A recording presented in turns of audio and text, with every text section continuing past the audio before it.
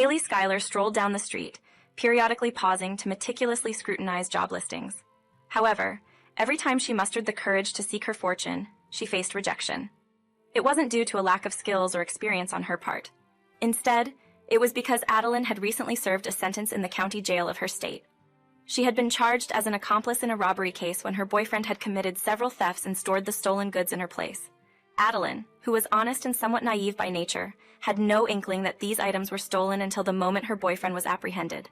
The trusting orphan genuinely believed he had purchased everything at a flea market with the intention of reselling it later.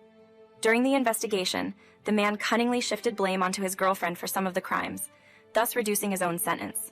Despite Adeline's best efforts to defend herself, she failed to sway the jury. Her so-called friends had abandoned her as soon as the verdict was announced. Adeline chose not to dwell on her time in the women's prison. After her release, she resolved to embark on a fresh start. She believed that with enough effort, she could secure a job and make things right. However, the reality proved far more intricate than Adeline had anticipated. Most employers not only refused to consider hiring an ex-convict, but some who did speak with her were condescending and arrogant. This only exacerbated the hopelessness of her situation. Adeline made numerous attempts to secure a job, facing rejection each time. Her desperation grew until a stroke of luck finally shone upon her, when she crossed paths with the owner of a cozy cafe nestled on the corner of Park Street. "I won't be able to hire you as a waitress," the owner admitted, "but I can offer you the role of a cleaning lady for 6 days a week. It's demanding work, but the pay is decent." David Benjamin, the cafe owner, offered this with a friendly tone. Adeline didn't need much time to consider. She promptly accepted the offer. The work turned out to be strenuous and exhausting. Adeline's responsibilities extended beyond keeping tables tidy and floors clean. She also had to maintain the areas surrounding the cafe, essentially taking on the role of a janitor. The owner knew she wouldn't easily find a better job, and he cleverly capitalized on her situation by assigning her various tasks. Adeline endured these challenges with fortitude, believing that one day, her life would take a turn for the better. One day, while raking leaves in the rear of the cafe, Adeline heard an odd, high-pitched noise emanating from the garbage cans. Curious, she approached and discovered a shivering small puppy poking its nose into an empty food can. She tenderly inquired, "How did you end up here, you poor thing?" The puppy responded with an adorable yelp and a wag of its tail. Adeline's eyes welled up with tears as she imagined the puppy suffering from hunger and cold, with no shelter in the harsh weather. She scooped up the puppy and made the heartwarming decision to take it home. She named the puppy James, signifying that it had been fortunate enough to find a loving home. Now, Adeline had something to look forward to at the end of her grueling shifts. She would rush home to her adoring four-legged companion, who eagerly awaited her return. On her days off, Adeline took James for walks in the park, where the puppy reveled in chasing pigeons and barking at squirrels. One fateful day, as Adeline strolled with her dog, she noticed a young boy, about 6 years old, performing bike tricks along the road. Her heart sank when she realized that, in just a moment, the boy would ride into the busy traffic. Leaving James by the store, Adeline sprinted towards the young boy, seized his bike and pulled him to safety just in the nick of time. Simultaneously, the screech of brakes filled the air, and Adeline's face was bathed in warm air from the overheated engine of a passing truck. The young boy, initially terrified, soon broke into a sweet smile. "You should be more careful or you might get hit by a car. Are you out here alone? Where are your parents?" Adeline inquired in the gentlest tone she could manage. "I'm sorry, ma'am. I didn't mean to scare you. It's just that my nanny doesn't like to take me outside, so I ran away while she was in the store. Don't worry, I was going to come back," the boy responded, casting down his eyes with a hint of guilt. Adeline smiled, tenderly patting the boy on the head. "Okay, let me take you home, and you can play with my dog James on your way, all right? He's that handsome guy standing by the store." "Wow, a real dog! I'd love to play with him," the boy exclaimed joyfully. As it turned out, the boy's name was Anthony, and he resided with his grandparents in a spacious 2-story house on Main Street. Anthony's mother had passed away during childbirth, and his father had never taken care of him. While guiding Anthony to his house, the boy repeatedly mentioned that he was sure he had seen Adeline before. "I don't think so, Anthony. It seems rather unlikely," Adeline replied involuntarily, recalling the year she spent in prison. Eventually, they arrived at Anthony's house. Adeline stopped in her tracks and couldn't believe her eyes. Anthony's grandparents didn't just have a large house. It was truly immense. It featured massive columns in the corners, a sloping roof adorned with red tiles, and finely crafted wooden windowsills. "Wow, is this where you live?" Adeline asked, admiring the impressive structure. "Well, yes, why, I grew up here," the kid replied nonchalantly. Having reached the front door, Adeline left James outside and followed Anthony into the grand house. They soon came face to face with the boy's elderly nanny, who proved to be somewhat irritable and indolent. After briefly meeting Adeline's gaze, the nanny refrained from commenting and withdrew to the servants' quarters, holding her head high. "Grandma and Grandpa aren't home yet. They went to the mayor's birthday party," Anthony mentioned with a tinge of disappointment upon discovering a note addressed to him in the living room. Adeline nodded understandingly and was about to head for the exit when her attention was suddenly captivated by an unusual painting on the wall. The painting depicted a beautiful woman with brown hair and striking blue eyes. As Adeline gazed at it, she couldn't help but notice the uncanny resemblance between the woman in the painting and herself. "Do you know who that is in the painting?" Adeline inquired softly. Anthony looked at her with surprise and shook his head. "I don't know, ma'am, but my grandmother says that this painting is very important to her."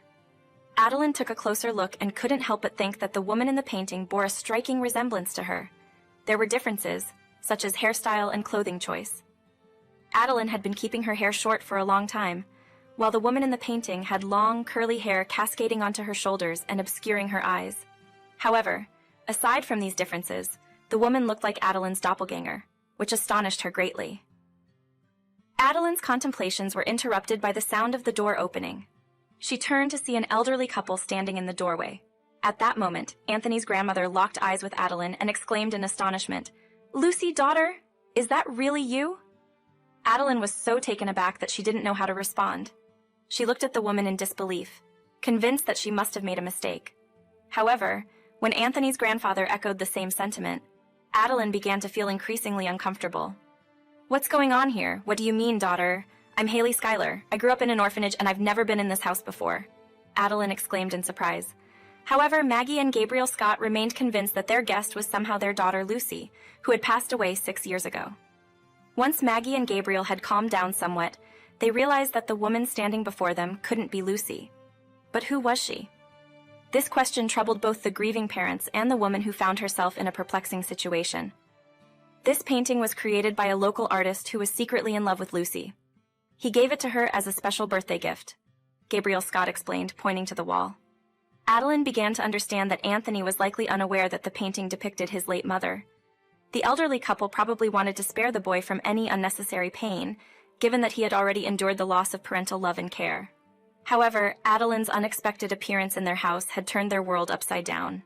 Gabriel and Maggie Scott found it remarkably intriguing that Adeline had grown up in an orphanage. After all, their late daughter Lucy had not been adopted and had a typical family upbringing. However, something had been haunting Maggie Scott for many years. Maggie had been pregnant with twins, but according to the doctor who delivered her babies, one of the girls didn't survive and was born stillborn. "Could he really have lied to me?" "But why?" Mrs. Scott exclaimed, her eyes filled with tears. The avalanche of information overwhelmed Adeline, leaving her feeling dizzy. She wisely decided to sit on the edge of a chair. Recognizing the complexity of the situation, Gabriel made the right decision by entrusting the investigation to a professional. He called his private investigator friend, providing a detailed account of the situation. The elderly businessman then invited Adeline to stay with them until the matter was resolved. "Can I play with Miss Schuyler's dog, James, please?" Anthony begged. "Of course you can. The house is big enough for James to run around as he pleases," Gabriel Scott replied with a warm smile. For Adeline, a completely new life began within the millionaire's home, which was warm and welcoming. There was a nearby park where Adeline would take James and Anthony.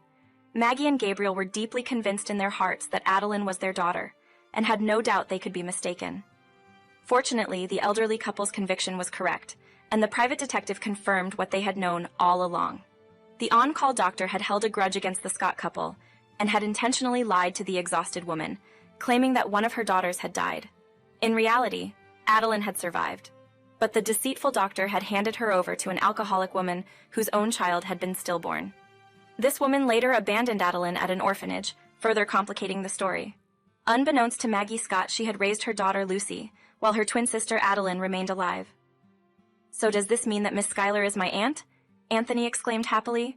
"Yes, dear, she is your aunt and our daughter," Maggie Scott said, her eyes glistening with tears. The elderly couple made the choice not to pursue the doctor who had stolen their baby at the hospital.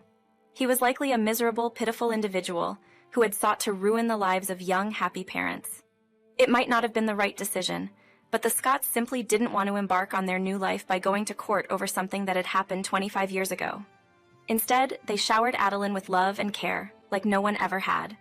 Upon discovering that she was the daughter of a wealthy couple, Adeline left her job at the cafe and established a volunteer center for homeless individuals and those facing difficult life circumstances.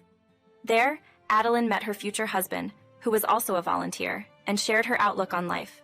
As for young Anthony, he began to regard Haley Schuyler as his mother and spent all of his free time with James, who had become his faithful new friend.